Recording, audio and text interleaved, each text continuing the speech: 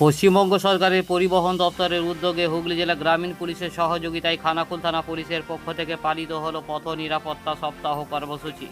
এদিন খানাকুলের রামনগর বাসস্ট্যান্ড এলাকা থেকে শুরু করে খানাকুলের কোলেপুকুর বাসস্ট্যান্ড এলাকা হয়ে আবারও রামনগর বাসস্ট্যান্ডে গিয়ে র্যালিটি শেষ হয় বলে জানা যায়। এই র্যালির মধ্য দিয়ে যানবাহন চালকদের হেলমেট ও সিটবেল্ট ব্যবহার, নিয়ন্ত্রণের মধ্যে যানবাহন ব্যবহার, বিভিন্ন প্ল্যাকেট নিয়ে সচেতনতার বার্তা দেওয়া হয়। পাশাপাশি র্যালিটির শেষে রামনগর বাসস্ট্যান্ড এলাকায় নৃত্যের মধ্য দিয়ে পথ নিরাপত্তার সচেতনতার বার্তা দেওয়া হয় বলে জানা যায়। মূলত দুর্ঘটনা এড়াতে এলাকার মানুষকে সচেতন করতে ও এলাকার মানুষের নিরাপত্তার স্বার্থে এই পথ নিরাপত্তা সপ্তাহ পালিত হয় বলে জানা যায়।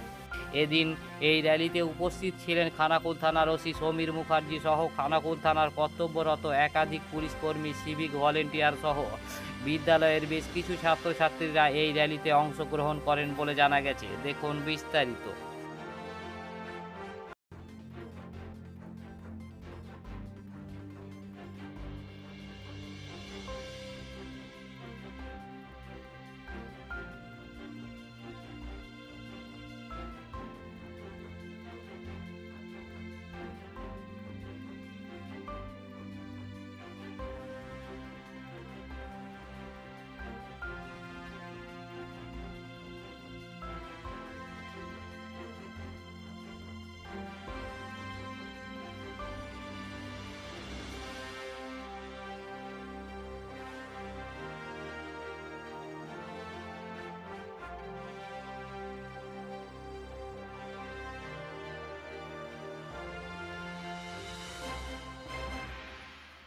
আমাদের খানাকুল থানা থেকে একটা র্যালি এবং আমাদের রামনগর স্কুল থেকে আমরা ছাত্রছাত্রীরা আমরা সাধারণ মানুষদেরকে বোঝাতে চাইছিলাম যে ট্রাফিক আইনটা মেনে চলে জানো।